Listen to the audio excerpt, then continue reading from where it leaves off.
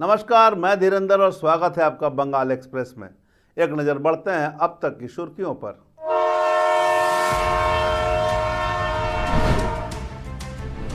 दुर्गापुर में औद्योगिक क्षेत्र में छात्रों और स्थानीयों ने निकाला तिरंगा मार्च। 100 मीटर के राष्ट्रीय ध्वज के साथ मनाया गया स्वतंत्रता दिवस।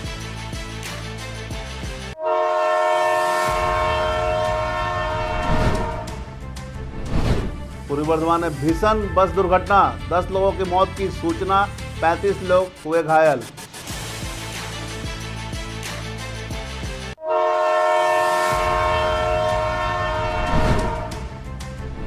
बाक्सा हाट में रात 12 बजे मना स्वतंत्रता दिवस। तृणमूल नेता ने फहराया राष्ट्रीय ध्वज।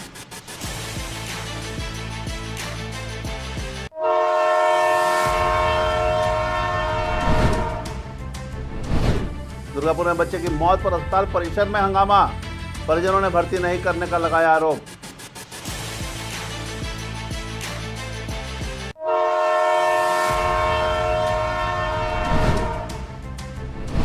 और स्वतंत्रता दिवस पर उप जिला प्रशासक कार्यालय को सजा कर फहराया गया तिरंगा।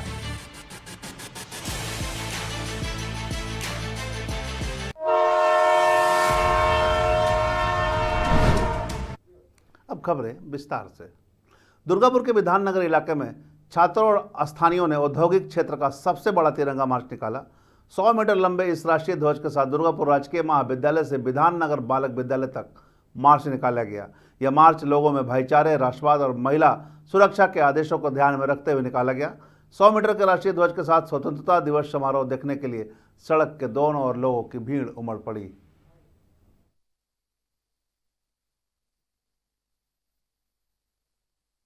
आज के ভারতের ৭৯তম স্বাধীনতা দিবস, সেই জিনিসটিকে মাথায় রেখে আজকে আমরা গভর্নমেন্ট কলেজ থেকে Bidhannagar government sponsor boys school পর্যন্ত একটি বর্ণাঢ্য পদযাত্রার আয়োজন করলাম এবং এর সঙ্গে আমাদের সঙ্গে ছিল ১০০ মিটারের জাতীয় পতাকা। এটি পশ্চিম বর্ধমানের অন্যতম সবথেকে বড় জাতীয় পতাকা যেটি পরিক্রমা করে এবং আমি গর্বের সঙ্গে বলতে পারি যে আজকে যেভাবে স্কুল কলেজ বিভিন্ন অংশের মানুষ, পুলিশ, ডাক্তার সবাই যেভাবে আজকে এতে হেঁটেছেন তাতে সৌভ্রাতৃত্বের এবং সহযোদ্ধার যে মেসেজ আজকে আমাদের এখান থেকে গেছে সেটি আগামী দিনেও প্রতিধ্বনিত হবে। আচ্ছা, বিগত প্রথমে নমস্কার জানাচ্ছি সকলকে। আমরা আগের বছরও এই পথযাত্রা করেছিলাম। প্রধানত আমাদের উদ্দেশ্য হচ্ছে সংবিধান বাঁচানোর। আমাদের এই পদযাত্রা আজকে আমরা করলাম, বিগত আগের বছরও আমরা করেছিলাম। তার কারণ হচ্ছে আজকের আমাদের যে এই পদযাত্রা ছিল, এখানে আপনারা দেখতে পারবেন হিন্দু, মুসলিম, শিখ, ইসাই সর্বধর্মের মানুষ যেমন ছিল সেরকম ডাক্তার, টিচার, যারা এক্স সার্ভিসম্যান আছে তারা, পুলিশ এবং কলেজের স্টুডেন্ট, স্কুলের স্টুডেন্ট, প্রত্যেককে সকল ধর্ম, বর্ণ, জাতি নির্বিশেষে সকল মানুষকে নিয়ে আমরা এক নতুন ভারতবর্ষকে সবার সামনে তুলে ধরছি। যে নতুন ভারতবর্ষকে বর্তমানে আমরা পার্লামেন্টের বাইরে বিভিন্ন প্রতিবাদে সরব হতে দেখতে পাচ্ছি এবং সেই রকমই যে নতুন ভারতবর্ষ যেখানে কোনো ভেদাভেদ নেই, জাতি, বর্ণ, ধর্ম কোনো কিছুরই। पूर्वी बर्धमान में सुबह NH 99 पे भीषण बस दुर्घटना हुई जिसमें 10 लोगों की मौत हो गई, साथ ही 35 लोग घायल हो गए। स्थानीयों के अनुसार शुक्रवार की सुबह दुर्गापुर जा रही निजी यात्री बस खड़े ट्रक के पिछले हिस्से से टकरा गई। इस दौरान यह घटना नीला फेरी घाट पर हुई है। बताया जा रहा है कि बस में सवार सभी यात्री बिहार के रहने वाले थे। वे गंगा स्नान के बाद लौट रहे थे। बस में 5 बच्चे समेत 45 यात्री सवार थे। दुर्घटना में 10 लोगों की मौत हो गई है। वहीं सभी घायलों को बर्धमान मेडिकल कॉलेज अस्पताल में भर्ती कराया गया है, जहां सभी का इलाज चल रहा है। যে রোডটা হয়েছে এই রোডটায় সাধারণ গাড়ি যেগুলো লোড করে নিয়ে আসছে বিভিন্ন রকম জায়গায় ভিড় করে পেছনে গাড়ি এসে তাকে অ্যাক্সিডেন্ট করে এই অবস্থাটা খারাপ হয়ে যাচ্ছে। মোটামুটি বাসটা কোন দিক থেকে কোন দিকে যাচ্ছিল বলবো? ওরা যাচ্ছিল দুর্গাপুরের সাইডে। মোটামুটি কতজন মানুষ ছিল গাড়িতে? তাও মোটামুটি 70-80 জন ছিল।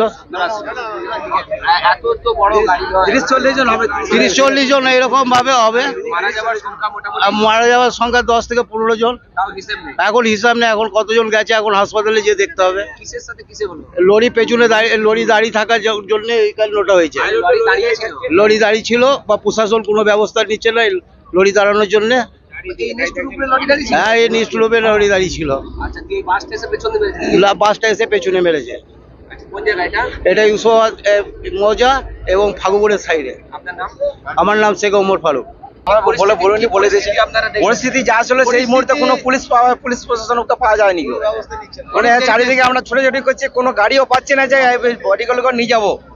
সেই মুহূর্তে এখন মানে এত ছোটাছুটি করছে লোক, সাধারণ লোক এত ছোটাছুটি করছে যে মানে কোনো প্রশাসনের কোনো পাত্তাই নেই। কতক্ষণ ধরে ফোন করা হয়েছে। চ্যানেলটা কোথায় ছিল? এখন ক্যামেরাটা করতে চান, 12টাতে লাশ মারা গেল, তাহলে আপনারা কোথায় ছিলেন?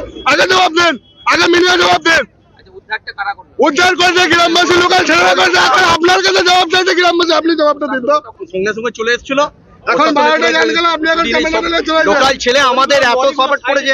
আর লরিগুলোর জন্য এক নম্বর প্রবলেম হচ্ছে লরিগুলো না এই নিচে উপরে দাঁড়ায়। তার উপরে লরি দাঁড়িয়ে যাচ্ছে। Yes. এটা তো অন্যায়, যার জন্যই তো অ্যাক্সিডেন্টটা হয়েছে। কতজন মোটামুটি ছিল? গাড়িতে ছিল মোটামুটি 60 জন বাচ্চা সহ নিয়ে। মারা গেছে? মারা গেছে মোটামুটি 14-15 জন। আহত ম্যাক্সিমাম পুরো গাড়িটাই আহত। হ্যাঁ হ্যাঁ 5 জন বাচ্চা আছে, 12-14 বছর করে বয়স, তাই স্পট ডেড গাড়ির মধ্যে। এটা কোন আমরা আজকে সবাই জানে যে আজকে ভারতের স্বাধীনতা দিবস একটা খুশির দিন, আনন্দের দিন, কিন্তু এই আনন্দের দিনটা যে এইভাবে মানে দুঃখের দিনে পরিণত আমরা ভাবতে পারিনি। আমি দেখে বাড়ি এসেছিলাম, হঠাৎ করে শুনতে পেলাম যে 19 নম্বর জাতীয় সড়ক ঠাকুরপুরের কাছে পার্কিংয়ের মধ্যে একটি গাড়ি দাঁড়িয়ে ছিল।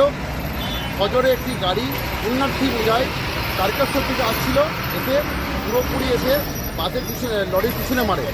সঙ্গে সঙ্গে বাসের ইঞ্জিনটি বিক্রি হয়ে যায় এবং 12 জন থেকে 16 জন পর্যন্ত মানে স্পট ডেথ মানে मारा যায়। তার মধ্যে দুর্ভাগ্যবশত 3 জন। काकसा में हर साल की तरह इस साल भी काकसा हाट में रात 12 बजे स्वतंत्रता दिवस मनाया गया। इस अवसर पर तृणमूल नेता पल्लव बंदोपाध्याय ने राष्ट्रीय ध्वज फहराया। जिला परिषद कर्माध्यक्ष वैशाखी बंदोपाध्याय भी मौजूद रही। साथ ही काकसा क्षेत्र के तृणमूल कांग्रेस कार्यकर्ता और समर्थक भी मौजूद रहे। रात 12 बजे उन्होंने खुशी खुशी राष्ट्रीय ध्वज फहराया, जटा जी की प्रतिमा पर माल्यार्पण और पुष्प अर्पित किए और एक दूसरे को देश की 79वें स्वतंत्रता दिवस की शुभकामनाएं दी। এবং আমাদের একটা ঐতিহ্য আছে, বিগত দিনের যে ট্র্যাডিশন, মধ্যরাতে আমরা ফ্ল্যাগ হোস্টিং করি। আমরা তৃণমূল কংগ্রেসের পক্ষ থেকে আজকে ভারতবর্ষের 79তম স্বাধীনতা দিবস উদযাপন করলাম এই জায়গাতে। আমাদের সমস্ত তৃণমূল কংগ্রেসের সংগ্রামী সাথীরা সকাল থেকে এই এলাকা সাজিয়েছে এবং আমরা একত্রিত হয়েছি এবং আমরা 12টা একে আজকে জাতীয় পতাকা উত্তোলন করলাম। আপনারা জানেন আজকে এমন একটা সন্ধিক্ষণে আমরা রয়েছি, পশ্চিমবঙ্গে বাস করি, বাংলায় কথা বলি।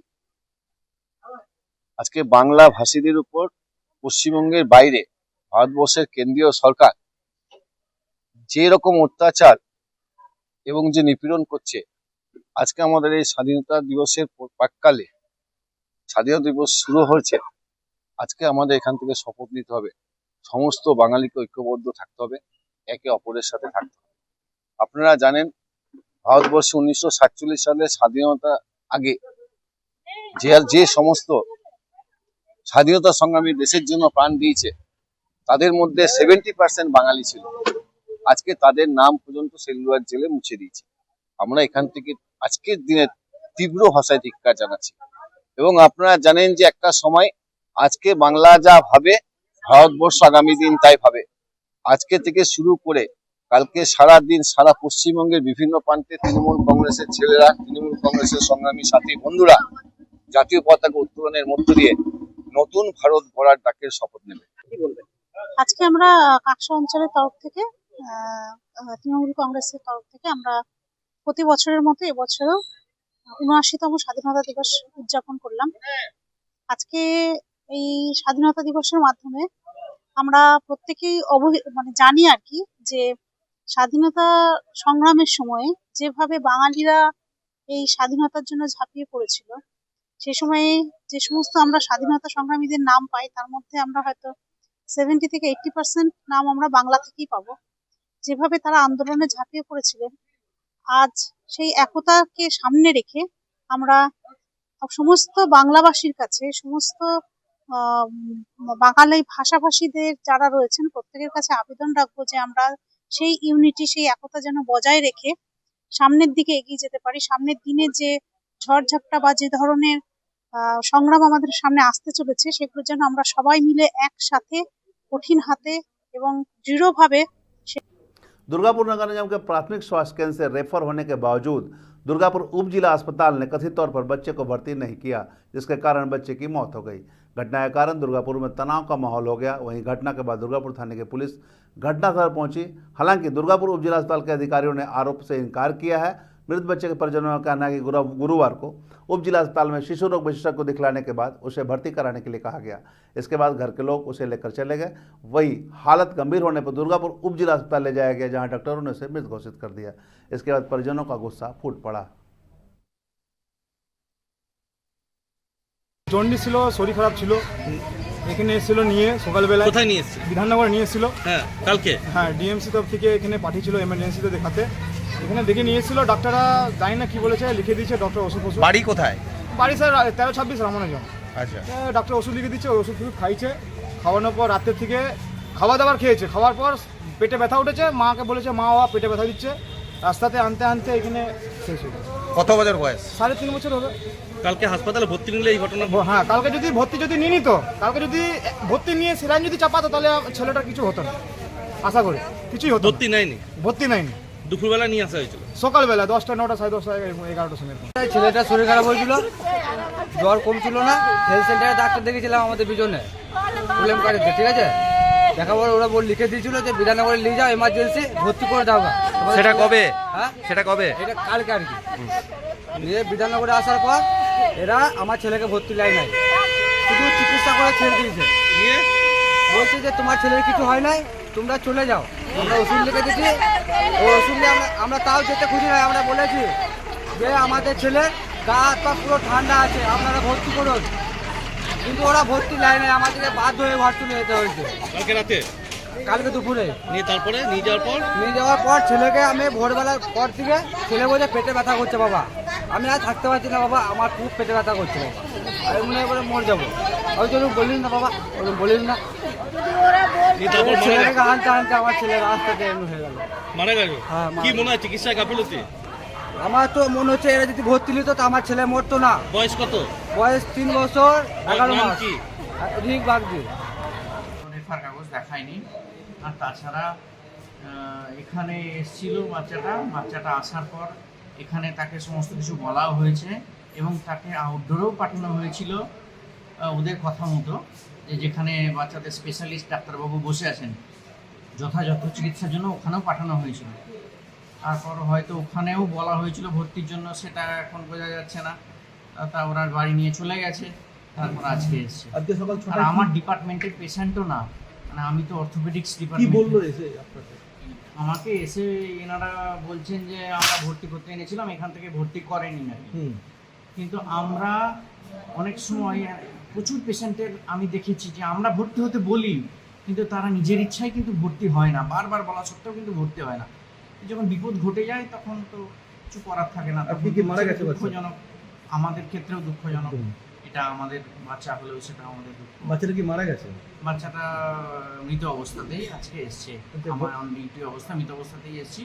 এবং কালকেও আমি ডিউটিতেও ছিলাম না এখানে, আমার ডিপার্টমেন্টও আলাদা, আমার অর্থোপেডিক্স ডিপার্টমেন্ট। তো ফিভার ভাইরাল হেপাটাইটিসের বাচ্চা, মানে পেডিয়াট্রিক মেডিসিনের। এটা অ্যাকচুয়ালি ওরা ঘরে নিয়ে চলে গেছিল। ওরা ঘরে নিয়ে চলে গেছিল, ওদেরকে হয়তো বলাও হয়েছিল যথাযথ ইয়েও, মানে আউটডোরেও পাঠানো হয়েছিল যেখানে পেডিয়াট্রিক মেডিসিনের ডাক্তারবাবু বসে আছেন। রেফার কাগজ দেখায়নি? রেফার কাগজ কিছু দেখায়নি, কিছু না। আজকে আর আমি তো কালকে। स्वतंत्रता दिवस पर दुर्गापुर में शुक्रवार की सुबह उप जिला प्रशासक कार्यालय परिसर को राष्ट्रीय ध्वज से सजाया गया। इस अवसर पर उप जिला प्रशासक सौरभ चटर्जी ने औपचारिक रूप से तिरंगा फहराया। कार्यालय के कर्मचारी, पुलिस और आम लोगों की मौजूदगी में राष्ट्रगान के साथ स्वतंत्रता दिवस का जश्न मनाया गया। আমাদের স্বাধীনতা দিবস ছোটবেলা থেকে আমরা সবাই ছোট আমরা যখন স্টুডেন্ট ছিলাম তখন থেকে আমরা স্কুলে পালন করছি।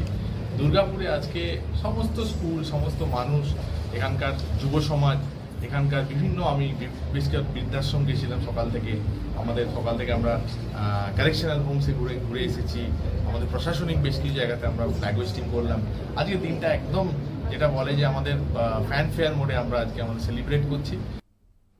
बंगाल एक्सप्रेस में अब तक बस इतना ही। तमाम अपडेट के लिए बने रहे मिरर मीडिया के साथ।